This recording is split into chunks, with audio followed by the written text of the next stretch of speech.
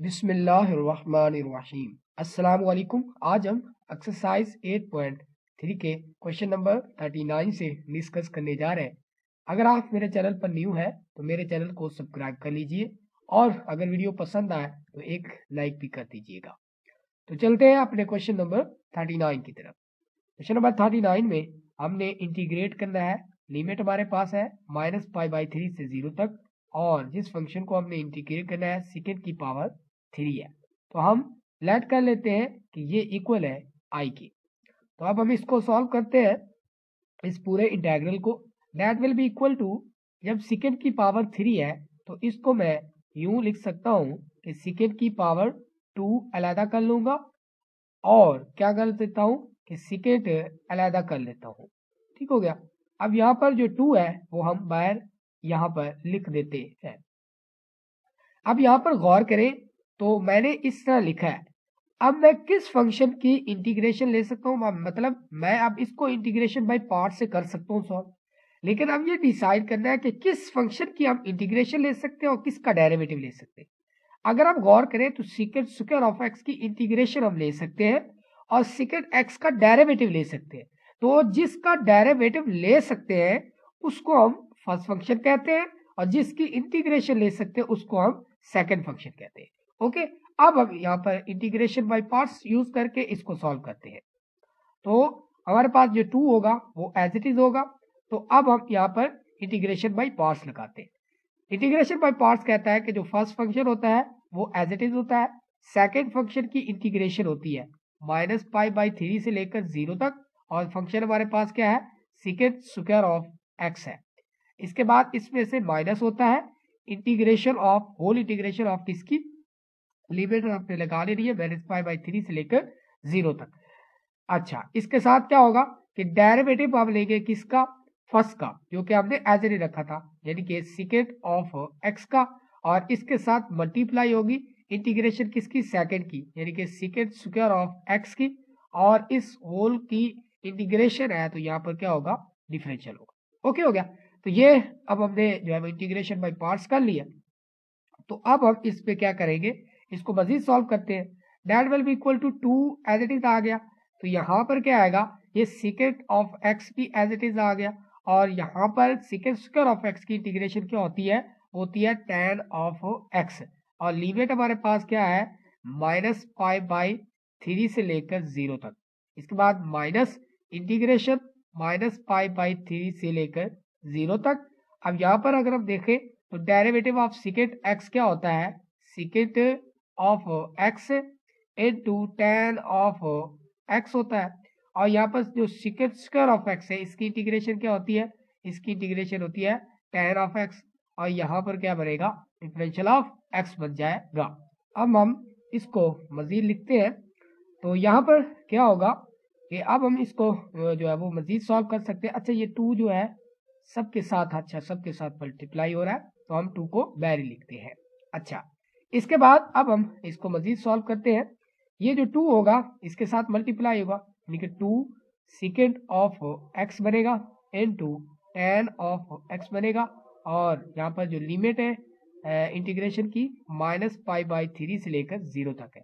ये जो 2 होगा इसके साथ भी मल्टीप्लाई होगा, -2 होगा इंटीग्रेशन -π/3 से लेकर 0 तक है, और यहाँ पर क्या बनेगा, सेकेंड ऑफ एक्स। इस tan of x into tan of x को मैं यू पर लिख सकता हूँ tan स्क्वायर ऑफ एक्स, यानी कि एक दफा लिख सकता हूँ, ठीक है, स्क्वायर करके। अब इस tan स्क्वायर ऑफ एक्स की वैल्यू यहाँ पर पुट कर देता हूँ, क्योंकि हमने ये पढ़ रखा है कि 1 plus tan square of x is equal to second square of x के इक्वल होता है। यहाँ से tan की वैल्यू निकालो ना तो वो बनती है सेकेंड स्क्वायर ऑफ एक्स -1। यहाँ पर इसकी वैल्यू डाल दी हमने। क्या करेंगे, सेकेंड ऑफ 0 होगा इनटू tan ऑफ 0 होगा, माइनस लोअर लिमिट क्या बनेगी हमारे पास कि सेकेंड ऑफ -π/3 इनटू tan जो होगा हमारे पास उसकी भी -π/3 होगा। ओके हो गया। यहाँ तक हम पहुंच गए। इसकी अपर लिमिट लोअर लिमिट इसकी तो इस फंक्शन की तो क्लियर कर दी। इसके बाद इसकी बारी आ जाती है। इसके बाद -2 आएगा, -π/3 से लेकर 0 तक है, अब ये जो सीकेंट है ना अंदर मल्टीप्लाई हो रहा है, ठीक है। तो पहले हम क्या करते हैं कि अच्छा चलो इसको इस तरह ही लिखते हैं कि ये क्या बनेगा, सेकेंड की पावर 3 ऑफ एक्स माइनस 2 साथ मल्टीप्लाई होगा, इसके बाद होगा और ये डिफरेंशियल ऑफ एक्स, इसके बाद होगा +2, ठीक है, क्योंकि -1 के साथ जब ये सेकेंड मल्टीप्लाई होगा ना उसकी अलग इंटीग्रेशन होगी -π/3 से लेकर 0 तक, और यहाँ पर क्या आएगा, सिर्फ जस्ट सेकेंड ऑफ एक्स आएगा। ओके हो गया, तो यहाँ तक हम यहाँ पर पहुंच गए हैं।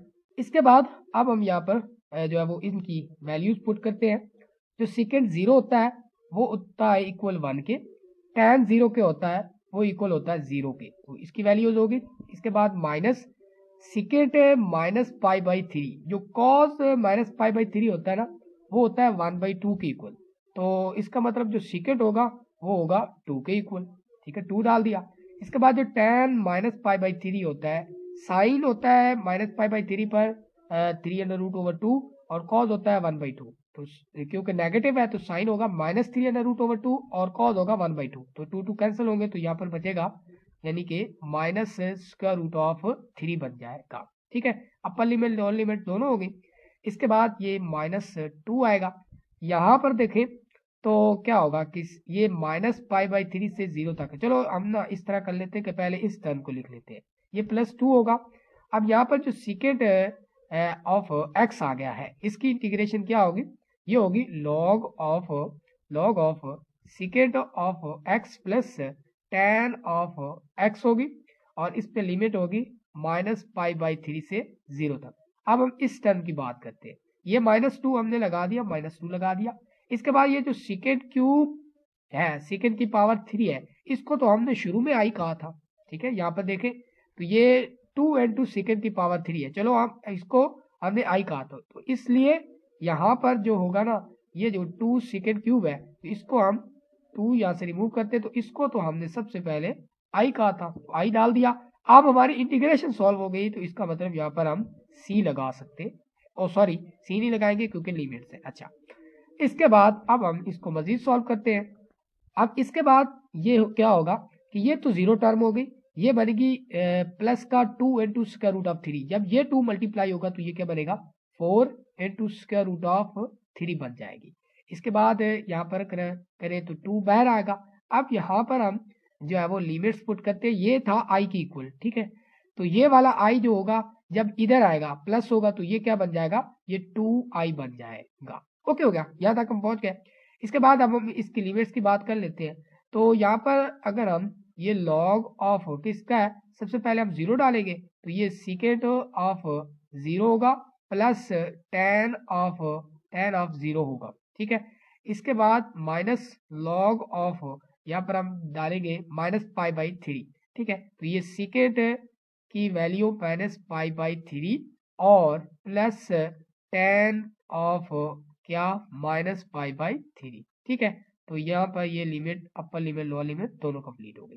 ये 2i है तो यहाँ पर i रह जाएगा, बाकी जो 2 है वो इधर आकर डिवाइड होगा, तो ये 4 × √3 बाई क्या हो जाएगा 2 प्लस ये 2/2। अच्छा, अब हम इसको सॉल्व करते हैं, इसको 2 को इस तरह। अच्छा, यहाँ पर इसको सॉल्व करते हैं तो ये log एज इट इज आएगा, जो सेकेंड 0 है वो तो 1 के इक्वल था, अब जो tan 0 है वो 0 के इक्वल है, तो इसका मतलब क्या होगा 0 आ गया। इसके बाद माइनस log ऑफ जो सेकेंड है था -π/3 पे, ठीक है, तो इसकी वैल्यू जो थी cos की क्या थी 1/2, तो इसकी वैल्यू क्या होगी 2 होगी, और इसके बाद प्लस tan की जो वैल्यू बढ़ रही है यहाँ पर वो बनेगी -√3, ठीक है, तो इसका भी मॉड हो जाएगा। इसके बाद अब हम यहाँ पर देख सकते हैं ये 2 इस 4 से कैंसिल होकर 2 बन जाएगा, यानी कि 2 × √3 बन जाएगा। ये 2 इस 2 से कैंसिल आउट हो जाएगा और प्लस यहाँ पर बनेगा, यहाँ पर अगर हम देखें तो log 1 आता है, तो log 1 क्या होता है 0, और माइनस log ऑफ यहाँ पर क्या बनेगा 2 -√3 बन जाएगा और इसका मॉड हो जाएगा। अब यहाँ पर हम देखेंगे कि ये क्या होगा कि i will be equal to 2 × √3 plus क्या होगा, अब √3 जो है वो छोटा है 2 से, इसका मतलब इस सारे मॉड का आंसर क्या आएगा पॉजिटिव ही आएगा, तो इसलिए हम यहाँ पर लिख सकते हैं माइनस log ऑफ, यहाँ पर इसकी ब्रैकेट्स में लिख सकते हैं 2 - √3 3। तो ये रहेगा हमारा रिक्वायर्ड आंसर ऑफ द। अब हम चलते हैं क्वेश्चन नंबर 30 की तरफ। क्वेश्चन नंबर 30 में हमने इंटीग्रेट करना है e की पावर x को, और सेकेंड की पावर हमारे पास है 3 ऑफ क्या है कि एंगल में हमारे पास है e की पावर x। तो अब हमें इसको इंटीग्रेट करना है, तो इसको भी हम कह लेते हैं ये i की इक्वल है। तो अब इसको सॉल्व करते हैं। सबसे पहले तो अब हम क्या करने जा रहे हैं, ये जो एक पावर जो है सेकेंड की है ना, उसको हम एज इट इज ले लेते हैं, यानी कि सेकेंड ऑफ e की पावर में x ले लेते हैं, और इनटू यहाँ पर क्या होगा, इंटीग्रेशन यहाँ पर क्या होगी e की पावर x, और यहाँ पर क्या बनेगा, सेकेंड की पावर 2 ऑफ e की पावर x बनेगा। ठीक है, तो यहाँ पर इसका ये डेरिवेटिव डिफरेंशियल भी साथ आएगा। अब यहाँ पर हम क्या कर सकते हैं कि इसकी अब हम इंटीग्रेशन बाय पार्ट्स करेंगे। तो इसको हम फर्स्ट फंक्शन कह देंगे, और इसको हम क्या कर देंगे, सेकंड फंक्शन कह देते हैं। अब हम इंटीग्रेशन बाय पार्ट्स यूज करते हैं। इंटीग्रेशन बाय पार्ट्स में कहता है कि जो फर्स्ट फंक्शन होता है वो एज इट इज होता है, यानी कि सेकेंड ऑफ e की पावर x हम एज इट इज रखेंगे। इंटीग्रेशन किसकी होगी, सेकंड की, जो कि हमारे पास है सेकेंड स्क्वायर ऑफ e की पावर x इनटू e की पावर x। ठीक है, ये बाद में है, ये एंगल है इसका, चलो हम इस तरह कर लेते हैं कि सेकेंड स्क्वायर ऑफ e की पावर x इस तरह लिख लेते हैं, और इनटू क्या है, e की पावर x है। ओके हो गया। तो इसका मतलब क्या होगा, first function as it is, second की इंटीग्रेशन, इसके बाद इसमें से माइनस होगा होल इंटीग्रेशन किसकी, जो फर्स्ट हमने एज इट इज रख रहा था उसका डेरिवेटिव, यानी कि सीकेट ऑफ e की पावर x का डेरिवेटिव, इसके साथ मल्टीप्लाई होगा, यही इंटीग्रेशन जो कि सीकेट स्क्वायर ऑफ e की पावर x है इनटू e की पावर x है, और यहाँ पर क्या है, डेरिवेटिव है। ठीक हो गया। अब हम इसको सॉल्व करते हैं कि यहाँ पर जो सीकेट e की पावर है x आएगा एज इट इज। यहाँ पर देखें कि सीकेट स्क्वायर ऑफ e की पावर x है इनटू e की पावर x है, तो इसको हम लिख सकते हैं कि जो इसकी इंटीग्रेशन होगी वो tan इनटू e की tan ऑफ e की पावर x होगा। अब यहाँ पर देखिए, जरा गौर से देखें, आपको बात समझाने लगो कि हमारे पास इंटीग्रेशन किसकी होती थी, सीकेंड स्क्वायर ऑफ x की, तो इसको हम लिख लेते थे tan ऑफ x प्लस सी। तो यहाँ पर क्या बात थी, ये बात थी कि इस सीकेंड स्क्वायर ऑफ x को मैं लिख सकता हूँ second square of x a two one a two d of x। तो जब हम इसको लिख सकते थे tan of x plus C. यहाँ पर गौर करें तो इसका मतलब क्या था कि जो इसका एंगल था x, उसका डेरिवेटिव यहाँ पर मल्टीप्लाई हो रहा था, तो तब हमने उस सेकेंड स्क्वायर ऑफ x को क्या लिखा, tan ऑफ x।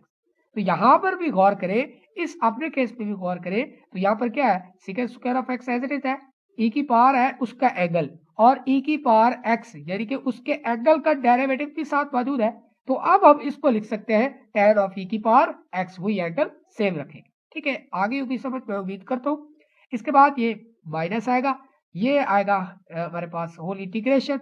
अब यहाँ पर देखिए कि सीकेट e की पावर x, तो इसका जो डेरिवेटिव वो क्या होगा कि सबसे पहले तो क्या होगा कि यहाँ पर होगा सीकेट ऑफ e की power x into tan of e की पावर x, और साथ मल्टीप्लाई होगा इसके एंगल का डेरिवेटिव भी, यानी कि e की पावर x। ठीक है, अब इसको भी देख लें कि जब हमने डेरिवेटिव लिया किसका, डेरिवेटिव लेते हैं सीकेट ऑफ x का, तो वो क्या होता है secant of x into tan of x, और x का डेरिवेटिव, एंगल का डेरिवेटिव भी साथ यहाँ पर मल्टीप्लाई हो रहा होता है। ठीक है, तो यही चीज हम इधर भी देखी है।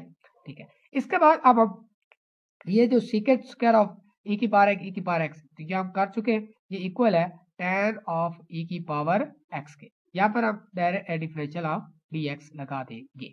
इसके बाद अब मजीद आगे बढ़ते हैं, ये क्या बनेगा, सीकेट ऑफ e की power x to tan of e की power x minus integration of, यहाँ पर अगर हम देखें तो ये क्या बनेगा कि सीकेट ऑफ e की पावर x टू क्या बनेगा tan स्क्वायर ऑफ e की पावर x बनेगा, और टू क्या बनेगा यहाँ पर e की पावर x बन जाएगा, ये डिफरेंशियल ऑफ x बनेगा।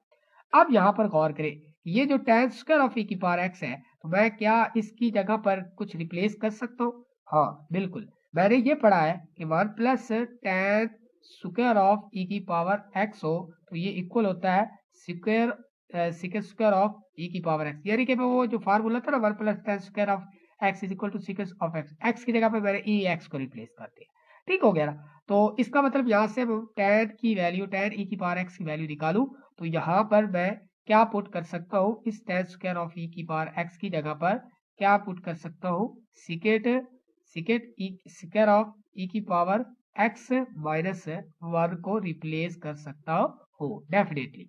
अब हम इसको मजीद आगे सॉल्व करते हैं, देखते हैं ये क्या बनेगा। ये बनेगा सिकेट ऑफ ई की power x into tan of e की पावर एक्स माइनस, तो यहाँ पर अगर हम देखें तो ये इंटीग्रेशन ऑफ क्या बनेगा, ये सिकेट इस सिकेट स्क्वायर से मल्टीप्लाई होगा, तो ये क्या बनेगा, ये होगा सिकेट क्यूब ऑफ ई की पावर एक्स इनटू क्या बनेगा ई की पावर एक्स, ये डिफरेंशियल ऑफ एक्स बनेगा। इसके बाद ये माइनस 1 से मल्टीप्लाई होगा तो ये पॉजिटिव 1 बन जाएगा। इंटीग्रेशन ऑफ क्या बनेगा कि ई की power x into सिकेट of e की पावर एक्स, यहाँ पर क्या बनेगा डिफरेंशियल ऑफ एक्स बन जाएगा। अब यहाँ पर देखें तो ये सारा चीज किसके इक्वल था, आई के इक्वल। तो अब मैं क्या करने जा रहा हूँ, यहाँ पर I will be equal to क्या बनेगा, ये अब हम एज इट इज रखेंगे सिकेट ई की power x into tan of e की पावर एक्स माइनस, यहाँ पर इसकी जगह पर अगर हम देखें तो इसकी जगह पर तो हमने आई रखा था, हम ऊपर देख सकते हैं कि ये जो सिकेट की पावर 3 ऑफ ई की पावर एक्स ई एक्स था इनटू ई एक्स था, इसको हमने आई कहा था, तो डेफिनेटली यहाँ पर भी हम इसकी जगह पर आई पुट कर सकते हैं। ठीक हो गया। इसके बाद प्लस यहाँ पर जो इंटीग्रेशन क्या होगी, ई की पावर एक्स है इनटू सिकेट ई की पावर एक्स है, इसको ना देखिए मैं इसको इस तरह लिखता हूँ कि ये जो सिकेट ई की पावर एक्स है इनटू ई की पावर एक्स है, मैं इस तरह इसको लिखता हूँ। यहाँ पर गौर करें कि जब हमारे पास क्या होता था कि इंटीग्रेशन ऑफ क्या थी, सिकेट ऑफ एक्स की इंटीग्रेशन होती थी, तो इसको हम लिखते थे log of secant of x plus tan of x, ठीक है, प्लस सी कर लेते थे। ठीक है, जब हमारे पास ये, अब अगर गौर करें तो यहाँ पर x का जो x की जगह पर क्या है e की पावर x, यानी कि यहाँ पर इसका e की पावर x का मल्टी जो होना चाहिए यहाँ पर इसका डेरिवेटिव भी यहाँ पर मौजूद होना चाहिए, तो क्या है कि वो साथ मौजूद है, तो इसका मतलब क्या हुआ कि हम इसको यहाँ पर u लिख सकते हैं कि ये क्या होगा कि लॉग ऑफ मॉड ऑफ किसका, सबसे पहले सिकेट ऑफ e की power x plus tan of e की पावर x लिख सकते हैं और प्लस क्या कर देंगे c, जो कि कॉन्स्टेंट ऑफ इंटीग्रेशन है। इसके बाद ये जो i है ये इधर जाकर 2i बन जाएगा, 2i बन जाएगा।